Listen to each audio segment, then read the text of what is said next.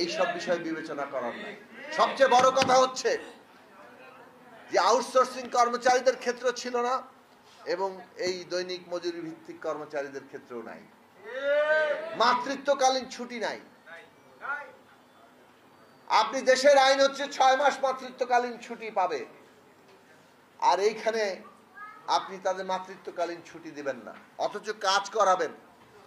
এখন আপনি 22 ঘন্টা শ্রম, 22 দিন মাসে 22 দিন কর্মঘণ্টার কথা বলছেন, কিন্তু কাজ তো করাবে 30 দিন। যদি 30 দিন না করে 22 দিন করে, তাহলে তাকে তো ছাঁটাই করে দেওয়া হবে। সেইটার কি হবে? কে ঠেকাবে?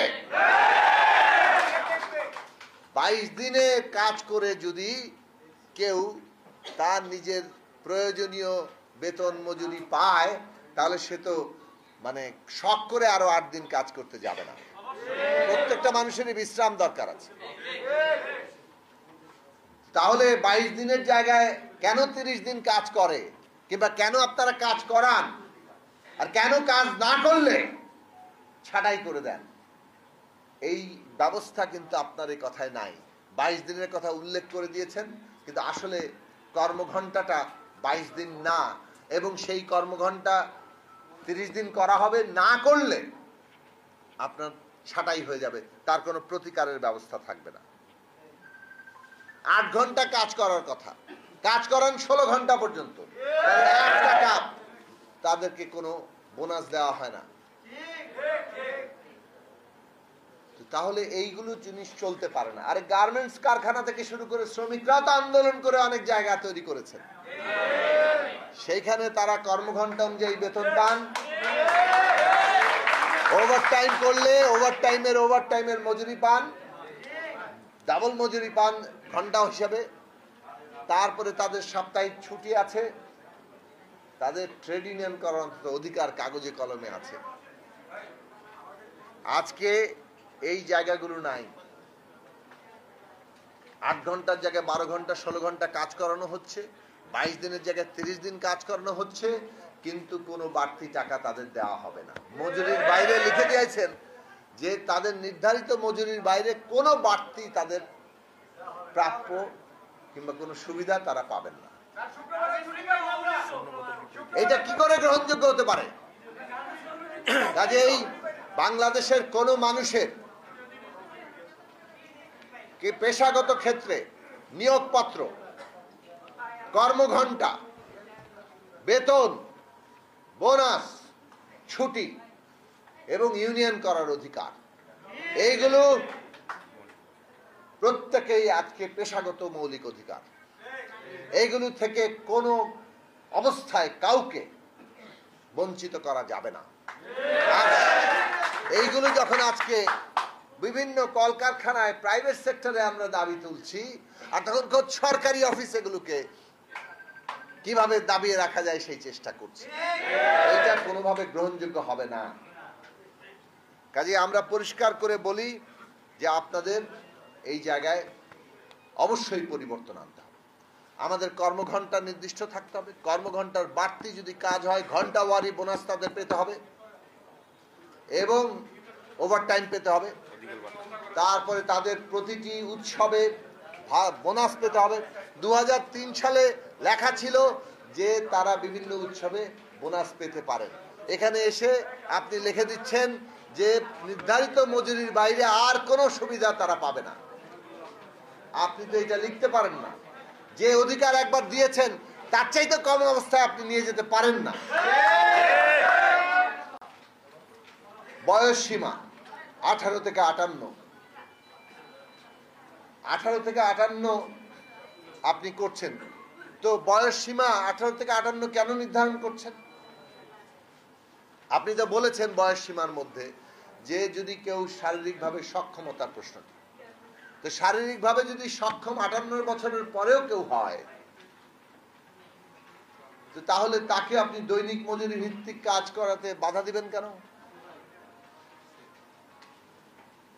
তাকে সমস্ত সুযোগ সুবিধা থেকে বঞ্চিত করলেন। তার কোনো পেনশন নাই, তার কোনো টাকা জমানোর কোনো ব্যবস্থা নাই।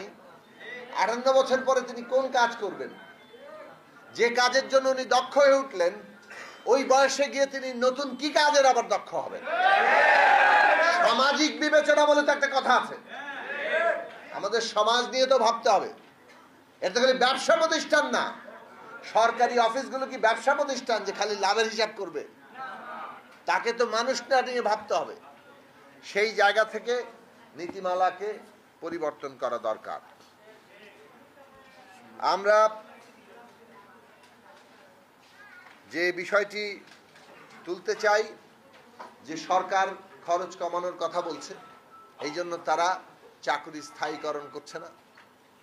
স্থায়ী চাকরি করলে নানা ধরনের তাদের যে সুবিধা, সরকারের সুবিধা আছে, হ্যাঁ, বোনাস সহ, বেতন বোনাস থেকে শুরু করে, ছুটি থেকে শুরু করে একেবারে পেনশন পর্যন্ত, ইউনিয়ন করার অধিকার পর্যন্ত, বোঝাই যাচ্ছে যে বিশ্ব ব্যাংকের ফর্মুলা হচ্ছে এইসব অধিকার কাটল করো এবং খরচ কমাও।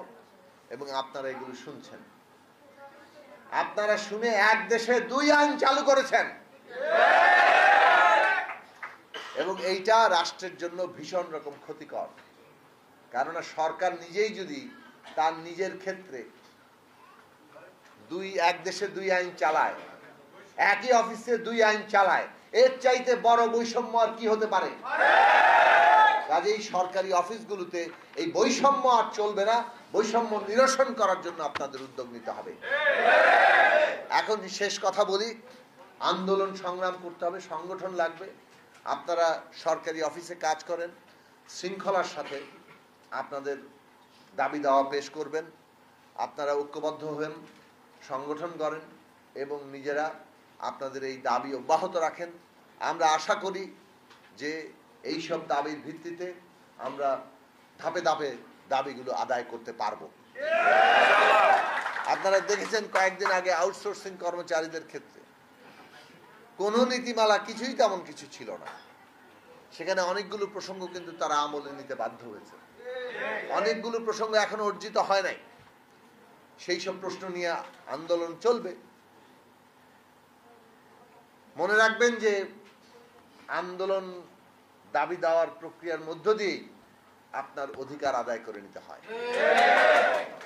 এবং এই আন্দোলন সংগ্রামের মধ্য দিয়ে একটা গণতান্ত্রিক সমাজ তৈরি হয়। কাজেই সেই জায়গাতে শৃঙ্খলা বজায় রাখা আপনাদের কর্তব্য। এবং একই সাথে এটাও মনে রাখবেন, ষড়যন্ত্রকারীরা, পতিত ফ্যাসিস্টদের ষড়যন্ত্রকারীরা, তারা নানানভাবে নানান ওঁত পেতে বসে থাকে কিভাবে ফায়দা তোলা যায়। সেই সব ফায়দা কিংবা মুনাফিকদের বিষয়ে আপনাদের সতর্ক থাকতে হবে। আপনাদের আন্দোলনকে যাতে কেউ ভিন্ন পথে চালিত করতে না পারে, আপনাদের আন্দোলনকে যাতে কেউ ক্ষতিগ্রস্ত করতে না পারে। আপনাদের আন্দোলন নিজেদের অধিকার, নিজেদের মর্যাদা প্রতিষ্ঠার জন্য এবং সামগ্রিকভাবে দেশের মধ্যে গণতান্ত্রিক অধিকার এবং ইনসাফ প্রতিষ্ঠা করার জন্য। সেই লড়াইটা চলবে। সেই লড়াইয়ের সাথে আমরা আমাদের দলের পক্ষ থেকে, ব্যক্তিগতভাবে আমি আপনাদের লড়াইয়ের সাথে আছি, থাকবো যতক্ষণ ন্যায্য লড়াই আছে। আমি আবারও সরকারের কাছে অনুরোধ করব যে এই যে দাবিগুলো তোলা হয়েছে, এই দাবিগুলো অত্যন্ত ন্যায্য দাবি, এবং এই দাবিগুলো আপনারা বিবেচনা করে নতুন করে নীতিমালা তৈরি করবেন এবং বাজেটের আগেই সেই নীতিমালা তৈরিতে মনোযোগ দিবেন, সেই আশা রেখে আমি আমার কথা শেষ করছি। আপনাদের সবাইকে ধন্যবাদ। আবারও সালাম। ঠিক আছে, আপনাদের কোনো বাকি নেই। ধন্যবাদ।